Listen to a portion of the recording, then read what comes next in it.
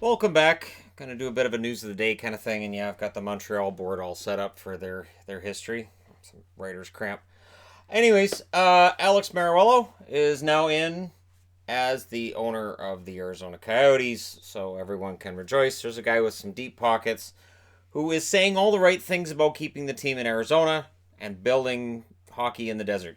And we've heard this before, but this feels different. It feels like he's more financially stable than some of the people who've run the team in the past, more able to absorb the losses. Remember, if it's a business loss, it brings his taxes down. That's part of the thing, too. When you lose money on an investment, as long as your other investments are making money, it's kind of a tax break for you, if you think about it. So yeah, for Arizona, it's a good day. Calgary. You know, it's funny. We talked a lot about the deal and the new arena when it became a public thing last Monday, but there's been a lot of pushback.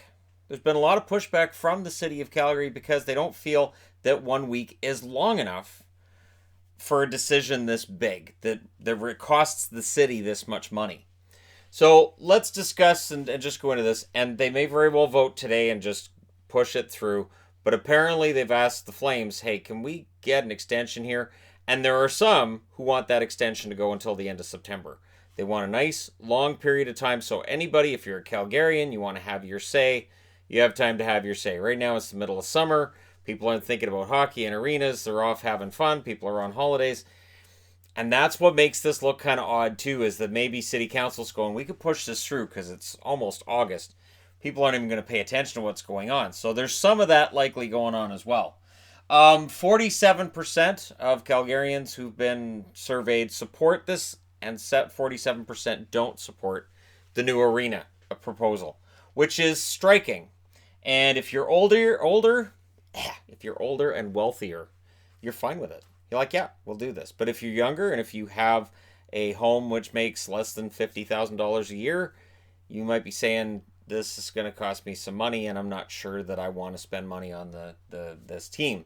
And so the city is asking CSEC, which they made this deal with, hey, can we work something out? It's a 50-50 investment. The city owns 100% of the event center itself. CSEC, which is, of course, the conglomerate, including Flames, they assume all repair, operating, and maintenance costs. The city gets a portion of naming rights income, and there's facility fees in there as well. And then there's 2% of every ticket, and it's capped at $3 million a year, so it can bring in as much as $135 million to the city over 35 years. CSEC gives $75 million over 35 years to local amateur sports, and this is to give the appearance that, hey, we're giving to the community and we're shoving money into the community. The problem is, and I switched colors at this part of what I was reading, and I went through numerous articles and anything I could find on this, and I apologize for anything that maybe the numbers are a little bit off because I saw different numbers in different places. City has just cut $60 million from its budget. So they just finished telling people in the city, hey, we'd love to increase transit, but we can't afford to. You know, there's these city services that we know you love. We can't afford to pay for them anymore.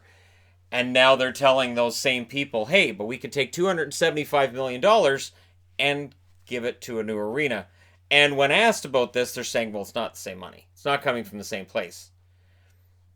You might be able to argue that on a federal level with certain things, but on a civic level, that gets a little more difficult to swallow as a voter. They're also paying $12.4 million to demolish the Saddle Dome, which is 90% of the cost, and most Calgarians hate that idea. You want to take that building down? You guys pay for it. Why is the city paying to knock down the building you don't want to keep? You want to get rid of it and build the new one? Build it yourselves. And again, the people who own the Flames, they're not hard up for money. Um, the projected $400.3 million of influx of money that's going to come into the city of Calgary, which sounds like a ton. There's economists that are pointing out it doesn't factor in inflation. So that 400 million sounds great, and then you look at it over 35 years, and it's going to be the law of diminishing returns. As inflation goes up and cost of everything goes up, the amount of money that they're bringing back is going to drop. And there are some who say this is a terrible deal, while there are those on city council and the mayor himself saying this is the best deal we can get. There's an estimated overall net loss of $47 million. So when you take all the money in and the money out, you figure it out. The estimated loss is going to be about $47 million. And so for every household in Calgary, and again, these numbers are maybes, it'll be about $15 a year. And yet they're saying they're not going to raise civic taxes. So it's going to be something probably not as visible as civic taxes, but just as much fun as civic taxes tend to be. And maybe this bridge costs you $5 to cross now. Well, it's just an overpass. Yeah, $5. Go Flames. And so it's there are people who are going to look at that and go, I don't cheer for the Flames. Why am I paying $15 a year? Why is my household paying $15 a year? I can't ride the bus because you guys cut that out of the budget. What are we doing here? So this is the absolute worst time economically that Calgary could be building a new arena. And I get why they're doing it, but it looks bad. The Flames also will pay no property tax, which is going to make Calgarians feel great. I'm really glad they don't have to pay property tax and that 2% of ticket sales are going to come back into the city's coffers, while the rest of us who buy our houses and we pay our taxes, we have to pay property tax. So the optics aren't great for a city that has lost a lot of its economic clout over the last, I'll say, decade. And Mayor Nenshie's approval rating right now is in the absolute tank. They're supposed to have a civic election, I believe it's next year. And for city council, their approval is, I think it said 23%. If they push this through with absolutely no consultation, 1 week is not long enough. Think about it. How many times have you looked at something on Amazon or something online, eBay? You go, yeah, maybe I'll put that on my watch list, and then you come back. If you think about it, you take some time. This is a $275 million investment for the city, minimum. You're going to have cost overruns. $550 million is the starting number. Anytime a building like this gets put up, you're going to look at cost overruns of at least probably $50 million or more. And I'm guessing that as the cost overruns hit, half of that money is going to come from the city as well. So it's a tricky thing, and I'm pretty sure I read in one of the articles that any cost overruns, the city assumes half the cost of that as well. It's tricky. This is a tricky thing. So the city council could very well vote today and say, yep, all right, forget it. We're not going to have a longer consultation period. There was a vote among city council last week on extending that consultation period. The vote was 9-4 to strike it down. But as more and more polls are taken and as more and more voters say, I don't know about this, it's going to put pressure on city council to say, geez, everybody hates us. We might want to make sure we at least do this in a way that less people will hate us. It's going to be very, very interesting. And this is the kind of stuff that I find fascinating. Because arenas in general, it's more of the idea of the arena, the idea that it'll revitalize downtown Calgary.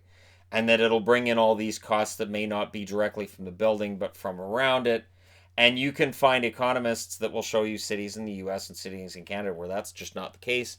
And you'll find some arenas that just, they're a huge benefit to the community. So this is not as much of just, okay, rubber stamp it, as it might look on the surface. I've had people saying, hey, why aren't you talking about how that building's going up? And my answer's been, because it's a tentative agreement and they haven't finished the vote yet. Not only that, but when this vote goes in, it's going to be really, really interesting to see how things turn out for the civic elections. And, the province was really glad they didn't have to pay any of this. They don't want to assume any of the risk involved. It's going to be a very interesting time for Calgary. And, of course, by the time that the shovels are supposed to go into the ground, that's 2021. Well, the civic election would be before that. So Mayor Nenshie may very well find himself out of work, and then the shovels go into the ground in 2021, and the mayor that follows up can just be the one that does the groundbreaking and the one that gets all the photo ops and then gets the credit if it turns out to be a fantastic thing for the downtown core in Calgary. It's going to be very, very interesting. And the last news of the day kind of thing, again, I'm not just doing just these as their own video. Denny Potvin has announced he's retiring as the announcer for the Florida Panthers, which I'm going to miss him. I'm going to miss him because his absolute unabashed biased views in favor of Florida on every single play. I have laughed so much over the last few years listening to Denny Potvin's color, and I mean that with the utmost respect. It is always fun to listen to announcers when they're just like, what's that call? That's terrible. What are they doing? And you'll watch, and the Florida player might have just hacked the guy's hand off. He's like, that's not a slash. What is that? And it's absolutely fantastic. I'm gonna miss listening to him this coming season, and so I wish Denny only the best. As he moves along in retirement, it's going to be interesting to see who Florida puts in the booth to replace him. I don't know how you replace Denny Potvin. The Islanders never did on the blue line, so it'll be interesting to see how Florida does in their whole presentation and broadcast. I don't know how you replace Denny Potvin. I have no idea. It's going to be interesting to watch that. So yeah, we'll see. And odds are the arena deal gets finalized today, but there is some chance that they will look for an extension to the end of September. And if they do, there's a lot that's going to come out. For instance, the $47 million net loss, they didn't report that last Monday. I think there's probably, the longer it goes before they finalize this deal for the building, the more we're going to find out just how bad this could potentially be for the city and the risks that the taxpayers would be taking. And that doesn't go well for people who are out of work, dealing with making less money and still paying for a house that doesn't depreciate in value just because they're making less money or they might be out of work. It's going to be an interesting time. Let me know your thoughts in the comment section below as always. Don't forget to hit like and subscribe if you're browsing your way through. You just happened upon this video. And hey, thank you guys so much for watching, for all your support. I'll talk to you again soon.